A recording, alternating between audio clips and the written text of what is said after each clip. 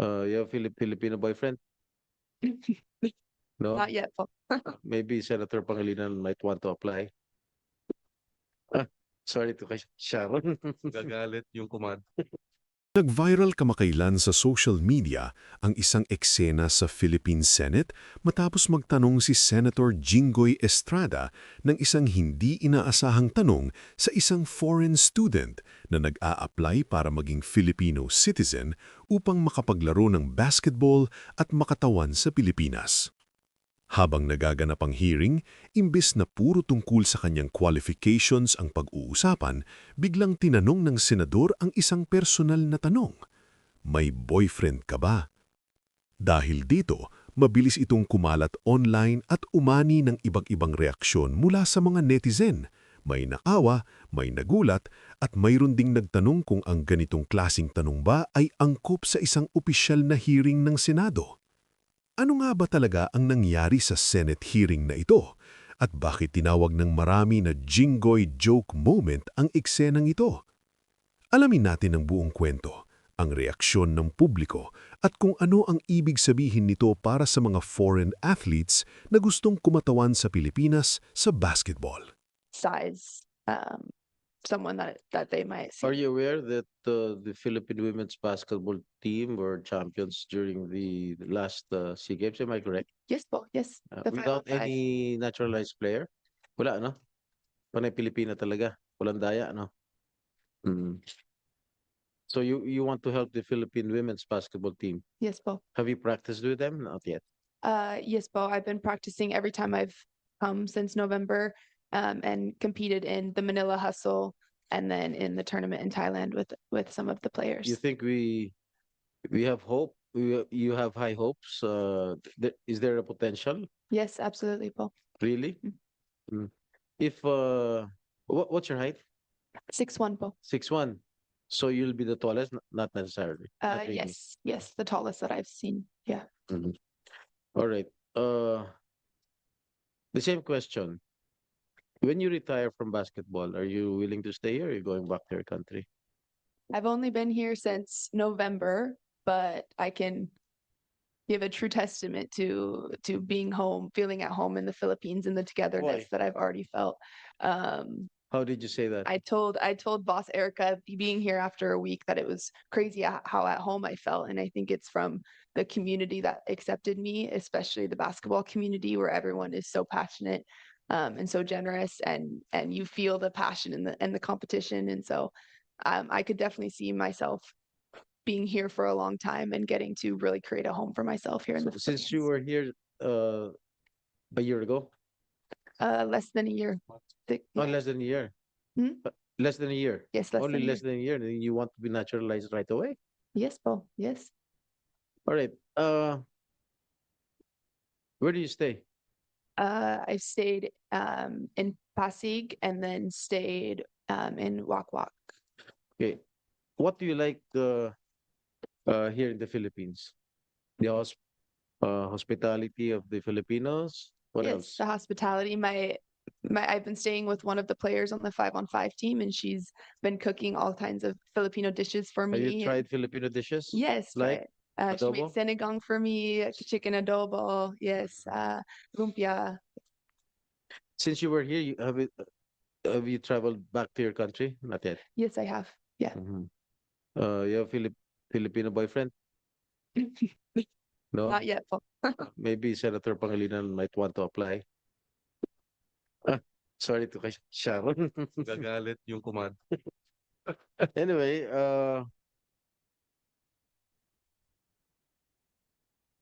so what other Tagalog words do you know? Walang bastos ha. Salamat po. Salamat po. What else? Um, Maganda ka. sige. Sige. What else? I know that. I think that's it. You have to try to memorize the Philippine national anthem. You have to know how to sing it. Yeah, we've talked about having the goal of when it's played that I'm able to sing along with the other players. Yes, you have to. Yes. Okay. After your stint in basketball, again, do you plan to stay here or back to your country, or what do you plan? Um, I'm not sure. I plan to play basketball for a long time, but I How could, old are you? 20, 23, I'm young. 23. So I have a long career ahead of me, maybe God 20 years willing. more? Yeah. Yeah. You want to play here in the Philippines during your entire basketball career? I've loved it so far, yes. And with the goal of the 2020 Olympics, that's at least committed for the next 3 years. And then I'm sure continuing after that. Salamat tayo kay Senator Jinggoy for that.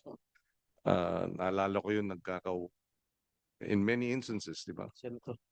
Yes, yes.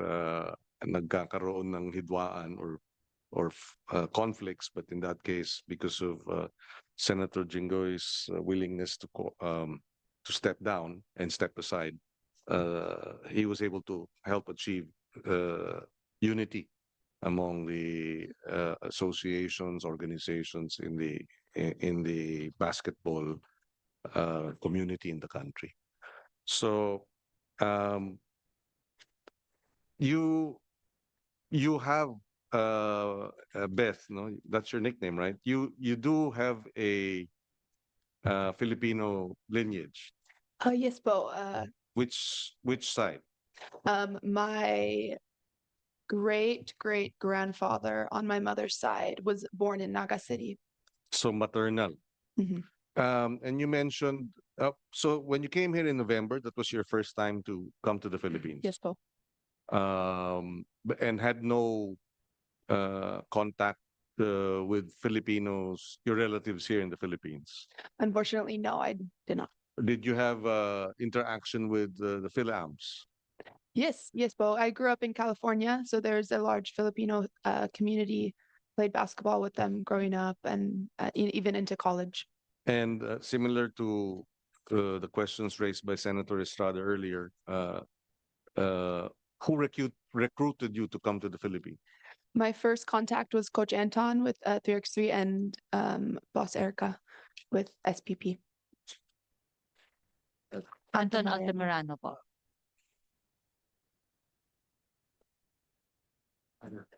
Anak mo. Eric, yeah. Oh, okay, yeah. Eric and I were contemporaries in UP. I was in the men's varsity volleyball team, UAAP, when he was in the men's varsity basketball team. So it was, you were recruited and you arrived here in November. So how did you learn to say po and opo? I learned that very fast here that it's a sign of respect and yeah, caught on. Okay. Excuse me, Mr. Chair. Yes, please go ahead. What if I say maganda ka? What will you respond? How will you respond? I don't know. You don't know. You say, salamat po. Salamat po. Okay. Okay, ilan na ba yung mga atletang na naturalize natin? If you know. For men's basketball, I think we had Andre Blatt, Doubtfit, Justin Brownlee, Ange Kwame. That's about it. 4. Yes, 4. And I understand other countries have a lot of naturalized Yes, sir. players. Like Japan, I Yes. heard there are 10 Yes, sir. naturalized players and former NBA players. Correct. Am I correct? Yeah. So tayo, matanda na yung Blatch, di ba? Naglalaro pa ba yun? Hindi na po. Oh, where is he? I'm not sure po where his whereabouts are. That is, that is one of my concern. Kasi after the stint here, after their stint here in playing basketball here in the Philippines, pag retire nila, hindi naman sila Yeah. mamamalagi dito, uwi na talaga sa sarili ng bansa. That is my worry. Unlike ito si Justin Brownlee, I think talagang gusto niya na rito manirahan sa atin. Yes. No? Yun lang naman nating concern. Kasi yung ating mga kababayan dyan sa, halimbawa sa Amerika, sa ibang bansa, hirap na hirap makakuha ng, halimbawa sa Amerika, hirap na hirap makakuha ng US citizenship. Talagang dadaan talaga sa proseso. Dito napakadali, kongreso lang.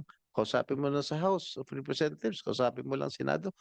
Automatic, meron ng Filipino citizenship. Parang napakabilis naman ng proseso natin dito na mag-acquire ng Filipino citizenship.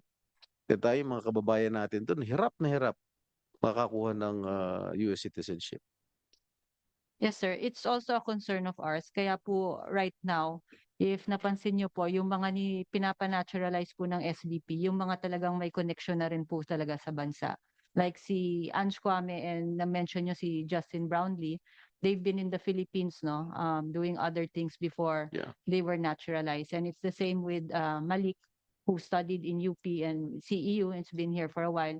And then si Beth naman po nahanap namin na may lineage din because yung great-grandparents niya po sa Naga City nag-stay dati.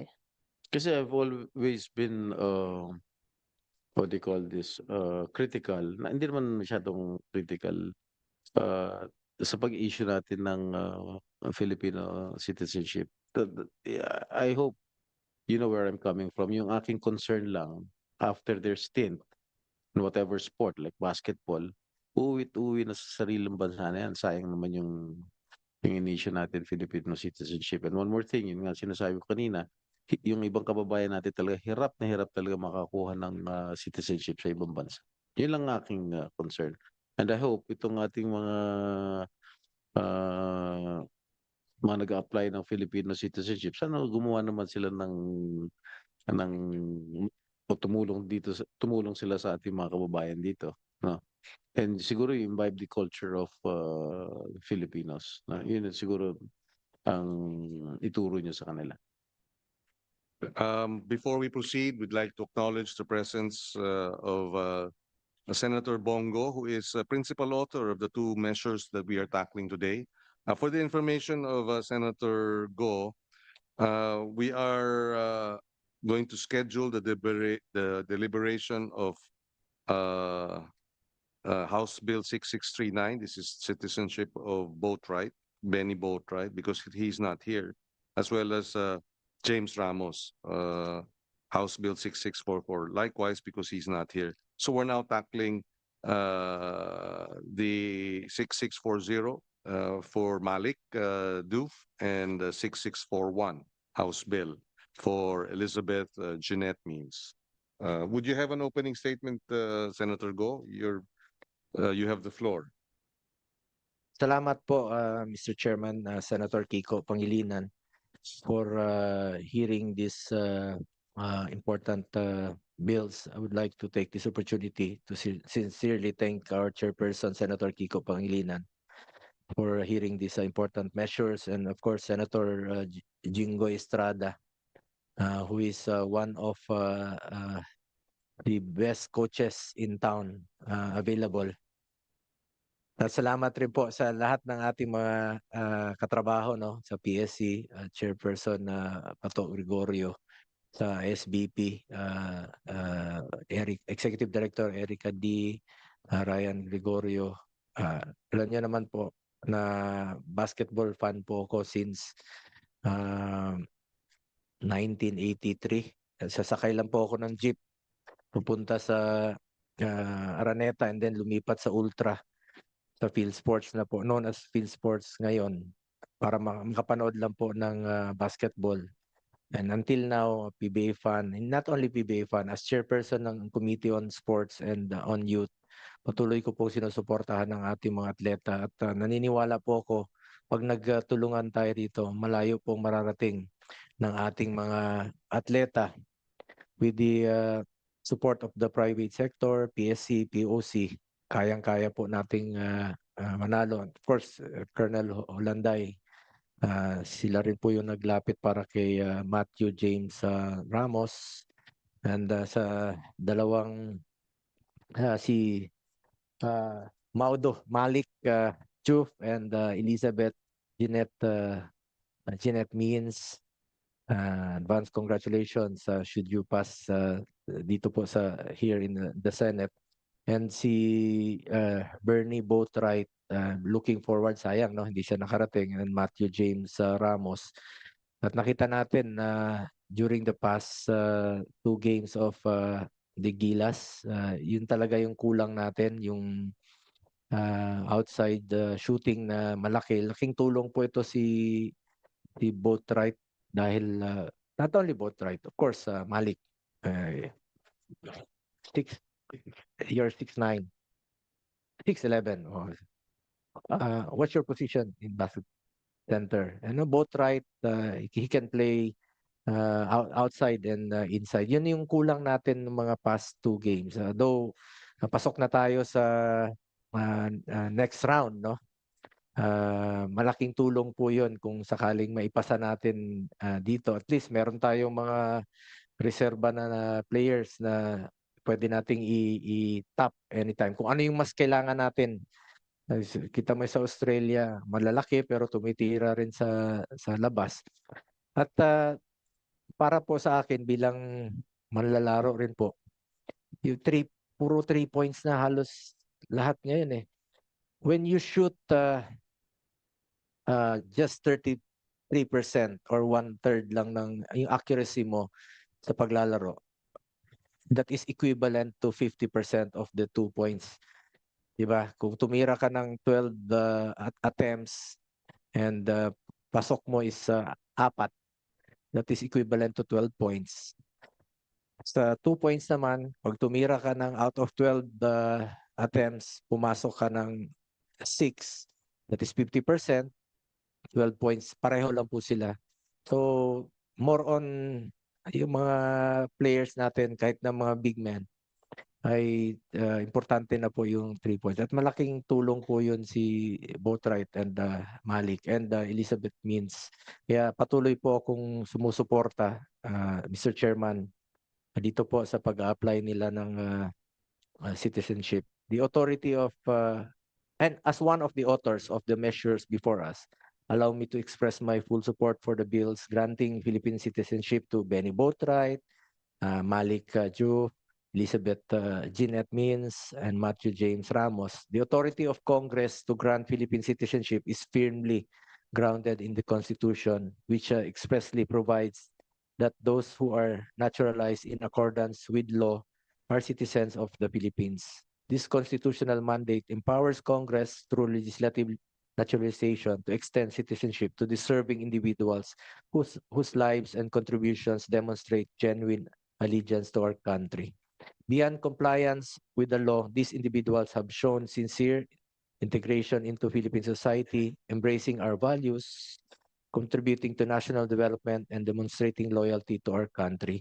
Mr. Chair, I support the measures which seeks to grant Philippine citizenship to the following individuals po, no, na nabanggit kanina: Malik Juf, Jeanette Means, Bernie Boatwright pag nakabalik na po siya, and Matthew Ramos. Maraming salamat po, Mr. Chair, for giving the opportunity to speak po dito sa ating hearing. And I will continue to support and monitor the development. Salamat po. Thank you, Senator Go. Yes, go ahead, Senator. Thank you, Estrada. Mr. Chair. Address to Mr. Malik. How did the coach Pumaren discover you? Did he go to your country Oh, no, through an agent. through an agent? Yeah. Ah, So the agent contacted me and told me there is somebody who's looking for you okay. because they can like offer you a scholarship and you can play basketball. You readily agreed. No, I was in Senegal. Yeah. Yeah. That's why you readily agreed to play here, Yeah, yeah. to study here. And study. That's why I moved it. Okay. Where was the last time you played for UP? 2 years ago. 2 years ago. Yeah. Champion. We lost against LaSalle. Oh. Last year, this year they lost.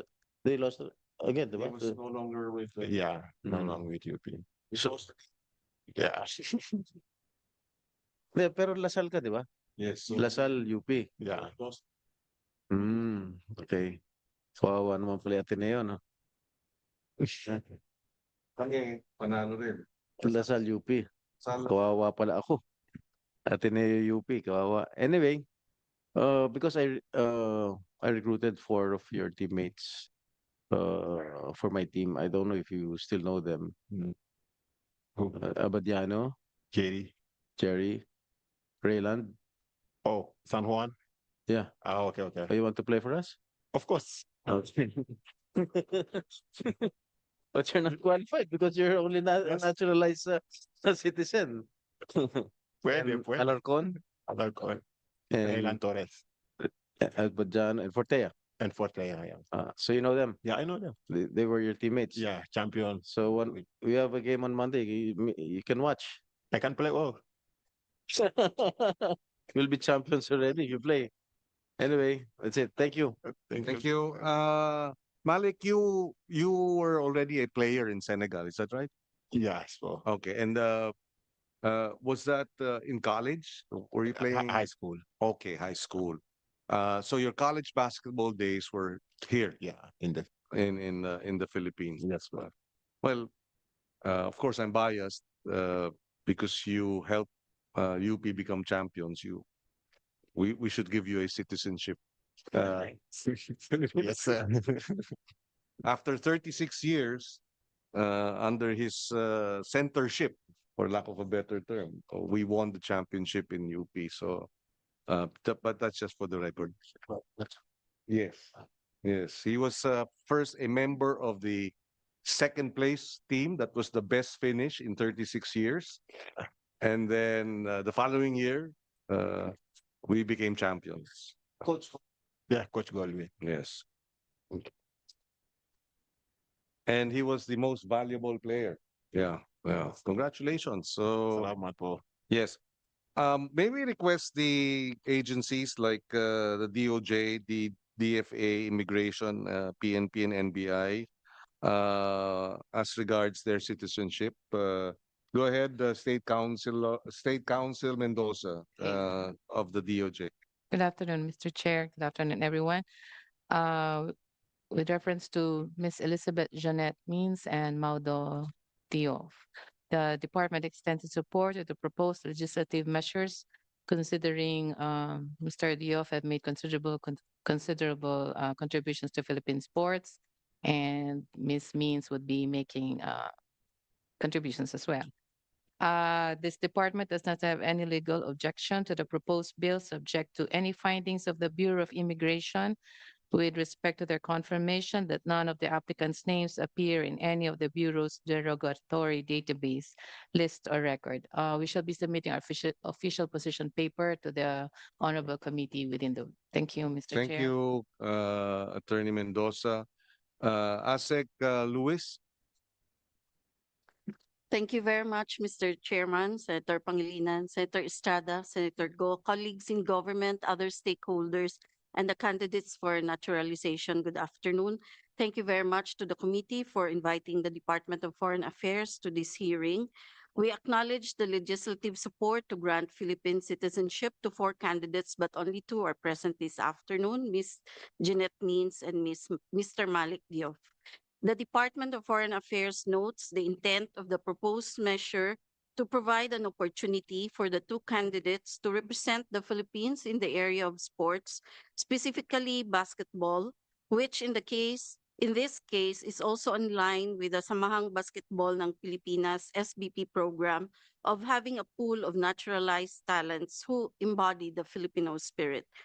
To address the concern of the proponents of the pending Senate bills regarding any impediments to the aforementioned candidates' qualifications for naturalization, the Department of Foreign Affairs has submitted to the committee the certificates indicating that the said candidates for naturalization have no derogatory information in the department's visa lookout list and e-passport watch list database. Thank you very much, your chair. Thank you, ASEC, Luis. Now we have the BI, Bureau of Immigration. Attorney Paraiso, go ahead. Good afternoon, Mr. Chair, Senator Bongo, and Senator Estrada, and to the SBP and Gilas Pilipinas and PSC.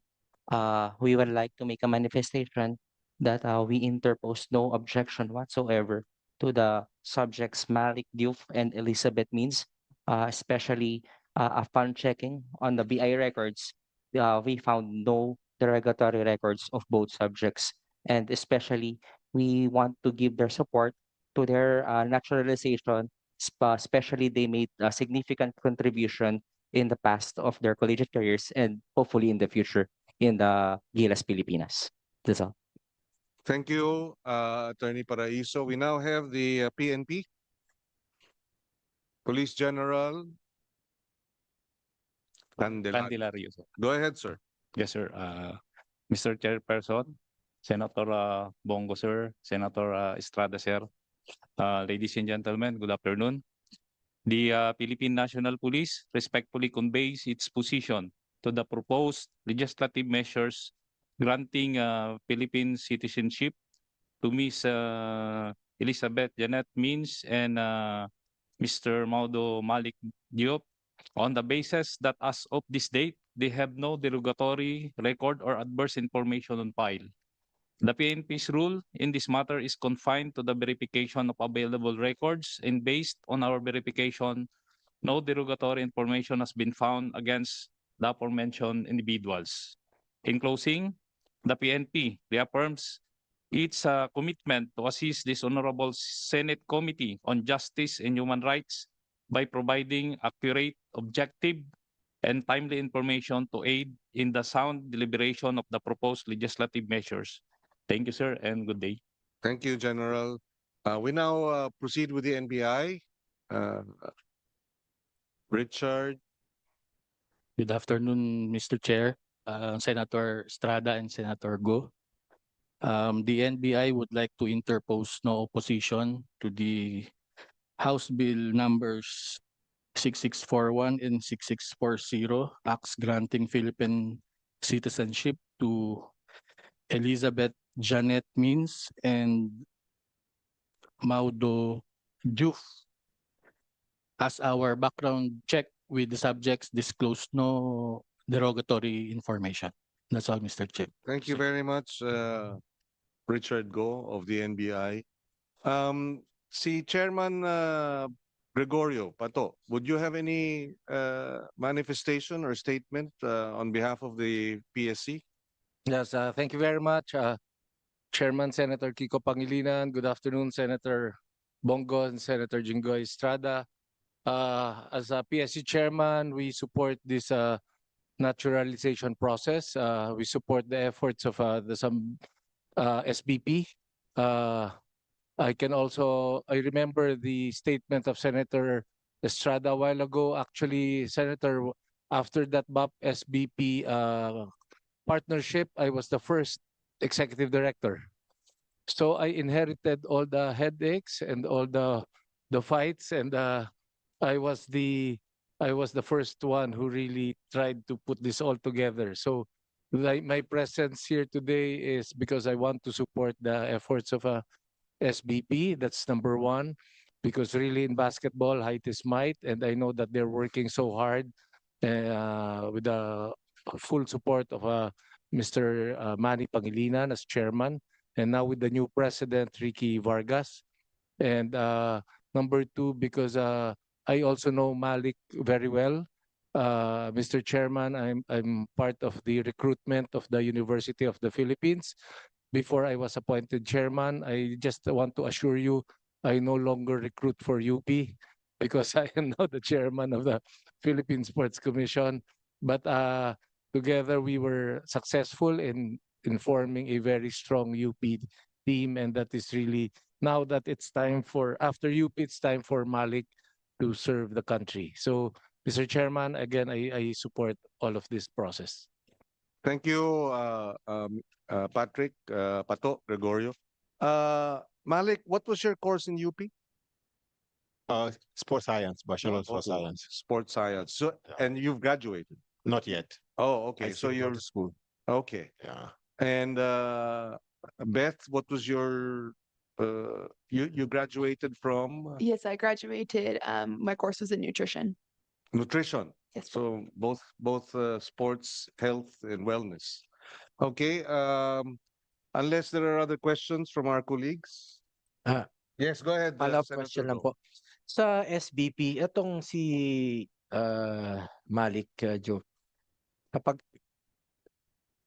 pag na-consider na po ang kanilang naturalization or si Boatwright, paano ho ba, saan sila pwedeng gamitin na tournament? Sa FIBA, sa Asian Games, sa SEA Games, or paano sila magro-rotate? Kasi meron tayong mga existing na naturalized players like si JB. Brownlee, si yung Ange Kwame, Opo.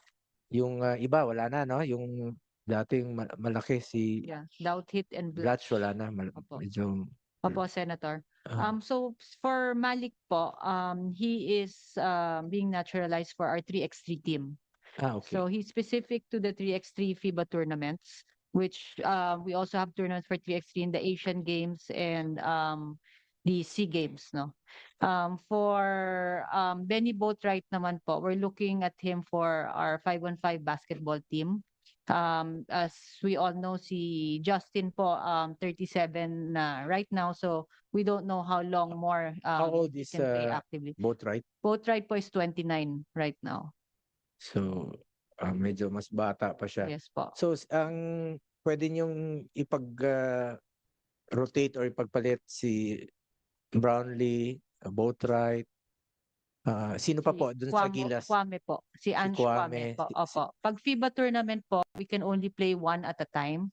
Pero pag Asian Games po, I believe the rule of PSC Chair is right now for the Nagoya Games in September, it's only a passport that is required. So, sino po, passport, sino pong qualified dito? So qualified po silang tatlo kung magkaka-passport si Benny Boatwright na maglaro sa Asian Games sabay-sabay. Pero hindi niyo naman siguro isasabay yung tatlo, no? Depende lang po sa need ni Coach Tim for that event. To remember, no, after 62 years, I was there, sumuporta po ako. After 62 years nakamit natin ang first gold after 62 years sa Asian Games noong 2023 sa China. So we are the defending champions, defending champion this time. Sana suportahan natin. Ako nananawagan po ako sa mga kasamahan ko rito sa Senado na suportahan natin and depensahan natin ang ating corona, yung gold medal natin sa Asian Games. At sa FIBA, magagamit rin sila sa FIBA. Tutuloy-tuloy naman po itong FIBA, yung qualifiers natin. Kailan ho ba ang FIBA World again? The FIBA World Cup is scheduled in 2027, August 2027 po. Pero yung qualifiers po, the next window is the first week of July this year. First week. Anong pinagkaiba? Para klaro lang po. Nila Kwame, Justin Brownlee, and pag nag-qualify po si Boatwright, pinagkaiba nila kay Jordan Clarkson na naglaro rin po sa atin sa FIBA World noong 2023 na witness po tayo dito sa Pilipinas. Very successful hosting. In terms of eligibility, wala naman po. Pero kung sa basketball side, what they bring to the table, I think Coach Ryan is in a better position to answer that. Anong pinakaiba ni Jordan Clarkson, NBA star, kesa kanila Justin Brownlee, Boatwright, kung sakaling pumasa po ang kanyang naturalization? From an individual talent, Sen Bong, magaling yung Clarkson because he is playing at the highest level of basketball in the world, and that is the NBA.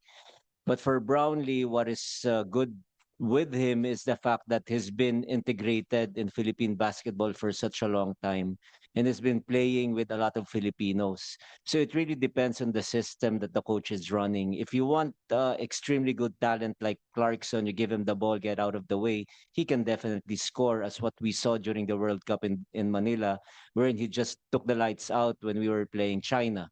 So on an individual talent, of course, Clarkson will still be up there, but the question is his availability because of his commitment with an NBA team. So for Brownlee, he's always here. He's gonna play again in the next conference for Ginebra. So mas madali siyang kunin, and kilala na rin niya yung level of play dito sa Pilipinas. Salamat, Champion Coach Ryan Gregorio. Actually, salamat sa pagsagot no. Speaking of talent naman po yun. Yung tanong ko sana is, anong pinagkaiba nila yung sa status po ng kanilang citizenship, since si Jordan Clarkson ay anak po ng half Phil-Am po siya, no? Pero paano siya nag-qualify sa FIBA at anong pinagkaiba nitong nag-a-apply po ng naturalization like Justin Brownlee? In terms of FIBA eligibility po, wala po silang pinagkaiba. They are all recognized as a player with restrictions, which means they are naturalized citizens of the country they are playing for. The reason why Jordan Clarkson is labeled that way is because he did not receive his passport. The first issuance of his passport was not before the age of 16, which FIBA requires. So if you get your passport after the age of 16, you will be labeled as a naturalized player. Pero hindi na siya kailangang i-naturalize dito sa Hindi na Pilipinas po. because ang nanay niya Yes, I is, believe is a meron siyang Filipina. siya Yun- mother side. Yun Opo. gusto naming maintindihan po kasi nanay niya ay Filipina. Ito naman sila, Justin Brownlee is a walang dugong Opo. Pilipino, naturalized sila, no? Pero siyempre, mas para sa akin, mas masarap po yung pakiramdam natin pag nanalo tayo na meron talagang dugong Tama po. Pinoy, Pilipino. Though supportive naman tayo sa mga candidates ng naturalization, pero masarap, Pilipino yan eh. Proud na proud tayo sa kanila pa. Yun lang po ang gusto nating maintindihan sa qualification po or requirement, sorry, na hinihingi po ng FIBA at ng Asian Games. At napapansin ko, di ba may mga sarili silang rules na ina-apply sa mga competition. Like sa Southeast Asian Games, ilan yung pwede nilang paglaruin, dapat walang import. Am I correct? Yung host ang Yes nagdi-determine. po. The previous edition of the SEA Games, they did not allow kahit isa pong naturalized player, bawal po. Ayun. Tayo, pag pure Filipino, champion tayo, kayang-kaya talaga natin. Pero ito sa mga Asian Games, kailangan na natin ng naturalized player. Bakit po? Sa Asian Games po, if you remember, the previous edition sa China, even yung mga kalaban po natin may mga naturalized player. We faced Jordan, I believe, in the gold medal game, and they had Hollis Jefferson. yes, RHJ as their naturalized player then. So siya po yung naging katapat ni Justin Brownlee noon. And also, if you remember, we had two naturalized players in that lineup as Ange Kwame was also part of that Asian Games team. So ito yung sa Asian Games. Si RHJ, naturalized player na siya ng Jordan. So dumaan rin siya sa proseso na dinadaanan dito sa atin? Is it the same or iba Hindi sa ko po kanila? alam kung ano ang proseso ng naturalization po sa Jordan. Oo. Pero whatever that is, he went through that process. Oo. Akin lang may kanya-kanyang rules every tournament, no? So, pero mas masarap pa rin ang pakiramdam pag nanalo tayo ng sariling pawis natin, mga Pilipino talagang naghirap po. And congratulations po muli sa ating SBP, sa coaches, PSC. Salamat po. I'm just here to support po sa ating sports bilang chairman po ng Committee on Sports and on Youth. Salamat po. Salamat, Mr. Chair. Thank you, Senator Go. Senator Estrada. Thank you, Senator Kiko. Kay Miss, ano? Kay Kathleen? Erica. Erica. Kalimutan ko tuloy tatanong. Hindi, kanina sinabi mo nagmamadali kayo na mga naturalized tong ating mga candidates.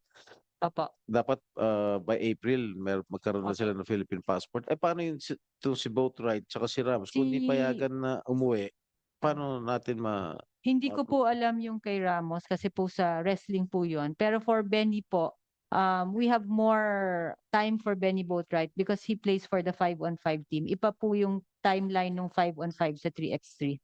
So, mapapauwi niyo? Yes po, sa Mapapauwi niyo? April daw po makakabalik na siya dito. So April, recess na tayo nun. I think baka after na siguro. Oh, we can have Yes, we can have a hearing, but Yeah. the recess. all right. Malik, what is your source of income right now while not playing? What is your source of income while not playing?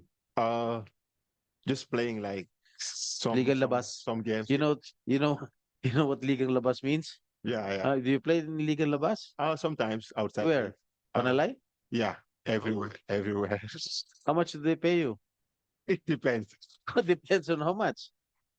Usually they pay a player 30,000 per game. Am I correct? Yeah, Suguro sometimes 20, 15, 30. It depends on the negotiation. Who's your agent? No agent. No, Self-agent. directly. Okay, so what is the highest fee that you accepted, that you received for playing sa Liga Labas? 30. 30,000.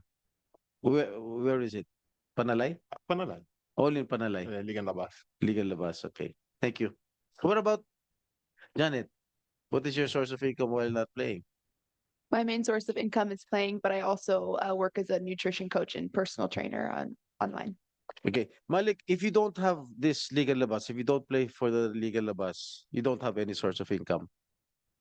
You don't have any source of income Yeah, if I don't play. if you don't play Yeah, in if I Liga don't play Labas. Ligan Labas. SBP doesn't give you allowance? Not yet. Okay. Thank you. Okay, well, thank you, Senator Estrada. Just one final request for both Malik and Beth. So, why should we grant you Filipino citizenship? Go